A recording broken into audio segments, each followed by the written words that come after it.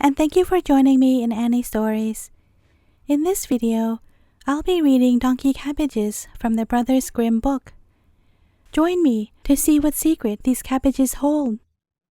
So without further ado, let us begin. Donkey Cabbages.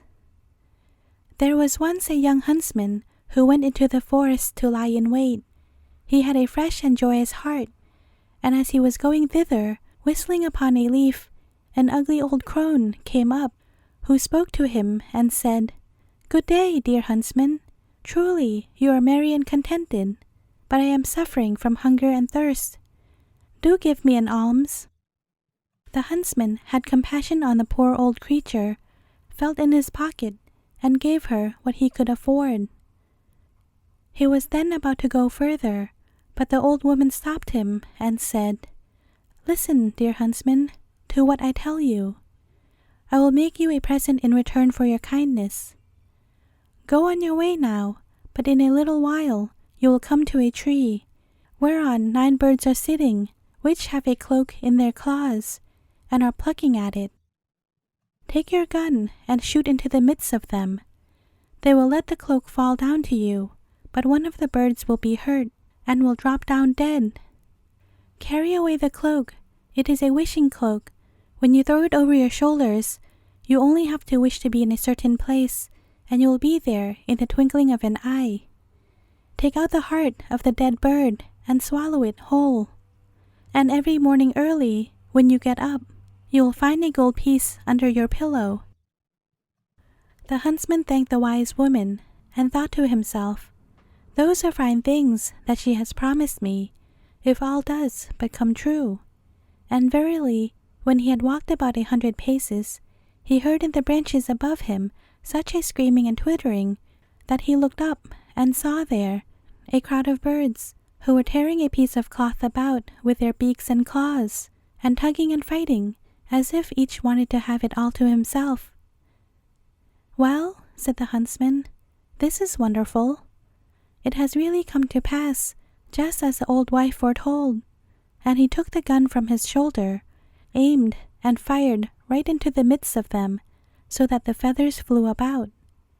The birds instantly took to flight with loud outcries, but one dropped down dead, and the cloak fell at the same time. Then the huntsman did as the old woman directed him, cut open the bird, sought the heart, swallowed it down, and took the cloak home with him. Next morning, when he awoke, the promise occurred to him, and he wished to see if it also had been fulfilled. When he lifted up the pillow, the gold piece shone in his eyes, and next day he found another, and so it went on every time he got up.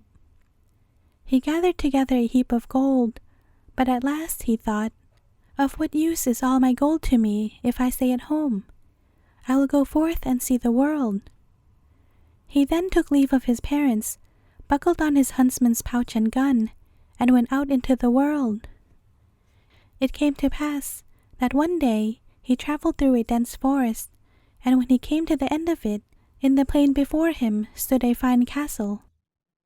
An old woman was standing with a wonderfully beautiful maiden, looking out of one of the windows. The old woman, however, was a witch, and said to the maiden, "There comes one out of the forest who has a wonderful treasure in his body. We must filch it from him, my dear daughter. It is more suitable for us than for him. He has a bird's heart about him, by means of which a gold piece lies every morning under his pillow." She told her what she was to do to get it, and what part she had to play, and finally threatened her, and said with angry eyes, "And if you do not attend to what I say, it will be the worse for you." Now when the huntsman came nearer, he descried the maiden, and said to himself, "I have traveled about for such a long time. I will take a rest for once, and enter that beautiful castle. I have certainly money enough." Nevertheless, the real reason was that he had caught sight of the pretty girl. He entered the house, and was well received and courteously entertained. Before long, he was so much in love with the young witch that he no longer thought of anything else, and only saw things as she saw them, and did what she desired. The old woman then said, "Now we must have the bird's heart. He will never miss it."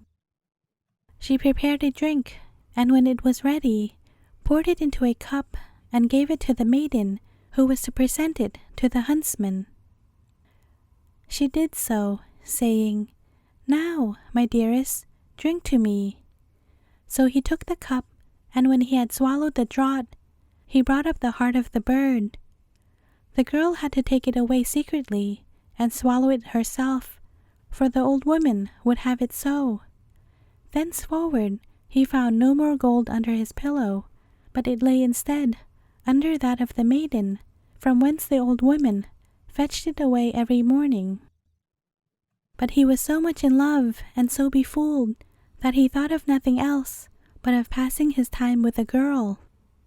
Then the old witch said, "We have the bird's heart, but we must also take the wishing cloak away from him." The girl answered, "We will leave him that. He has lost his wealth." The old woman was angry and said, "Such a mantle is a wonderful thing, and is seldom to be found in this world. I must and will have it." She gave the girl several blows, and said that if she did not obey, it should fare ill with her. So she did the old woman's bidding, placed herself at the window, and looked on the distant country, as if she were very sorrowful. The huntsman asked, "Why dost thou stand there so sorrowfully?" "Ah, my beloved," was her answer, "over yonder lies the garnet mountain, where the precious stones grow.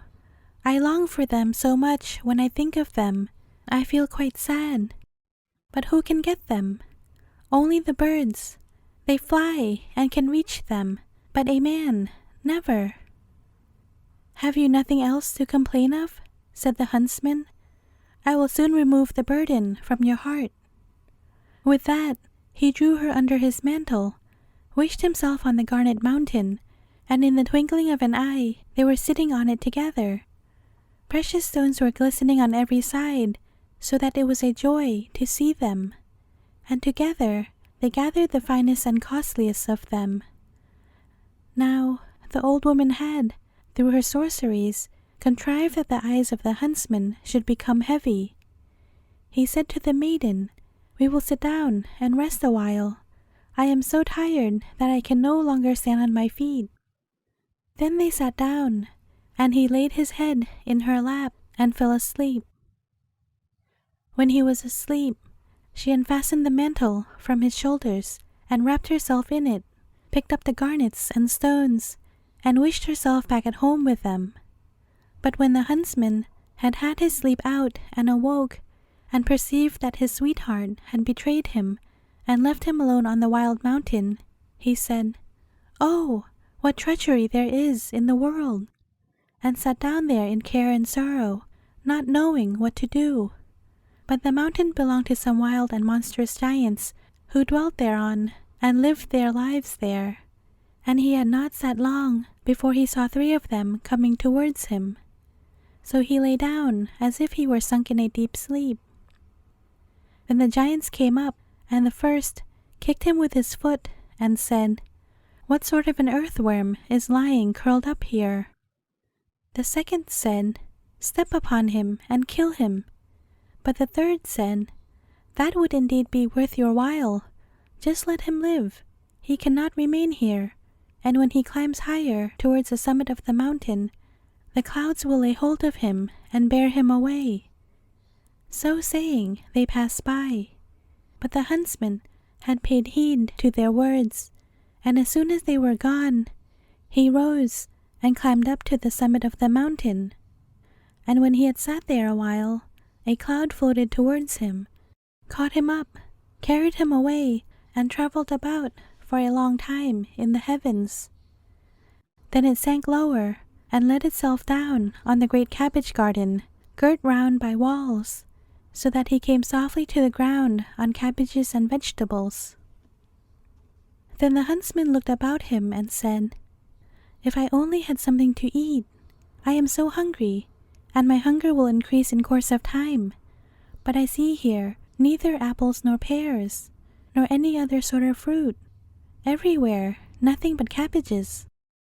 At length he thought, at a pinch, I can eat some of the leaves. They do not taste particularly good, but they will refresh me. With that, he picked himself out a fine head of cabbage and ate it. But scarcely had he swallowed a couple of mouthfuls than he felt very strange and quite different. 4 legs grew on him, a large head and 2 thick ears, and he saw with horror that he was changed into a donkey. Still, as his hunger increased every minute, and as the juicy leaves were suitable to his present nature, he went on eating with great zest. At last he arrived at a different kind of cabbage, but as soon as he had swallowed it, he again felt a change, and resumed his former human shape. Then the huntsman lay down and slept off his fatigue. When he awoke next morning, he broke off one head of the cabbages and another of the good ones, and thought to himself, "This shall help me to get my own again and to punish treachery." Then he took the cabbages with him, climbed over the wall, and went forth to seek for the castle of his sweetheart. After wandering about for a couple of days, he was lucky enough to find it again. He dyed his face brown so that his own mother would not have known him, and begged for shelter. "I am so tired," said he, "that I can go no further." The witch asked, "Who are you, countryman, and what is your business?" "I am a king's messenger, and was sent out to seek the most delicious salad which grows beneath the sun. I have even been so fortunate as to find it, and am carrying it about with me.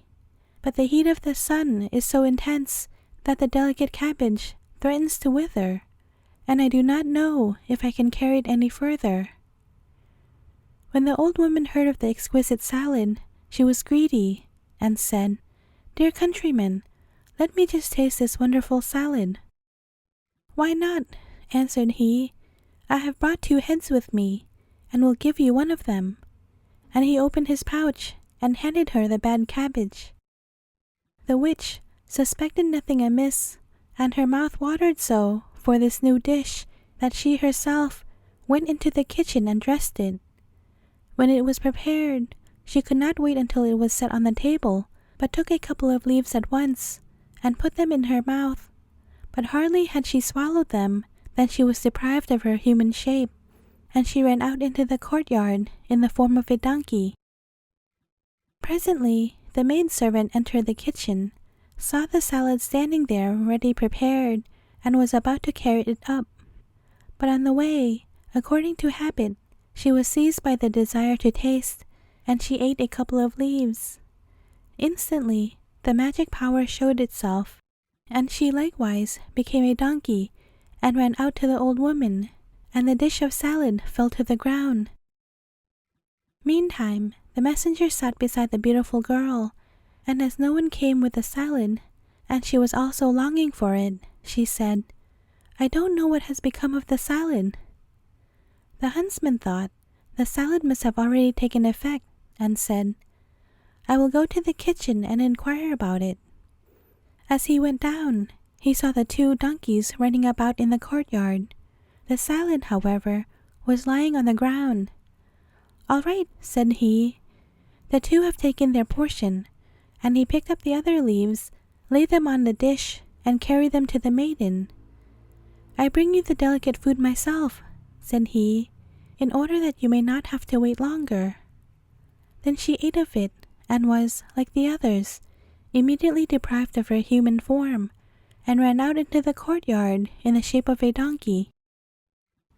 After the huntsman had washed his face, so that the transformed ones could recognize him, he went down into the courtyard and said, "Now you shall receive the wages of your treachery," and bound them together, all 3 with one rope, and drove them along until he came to a mill.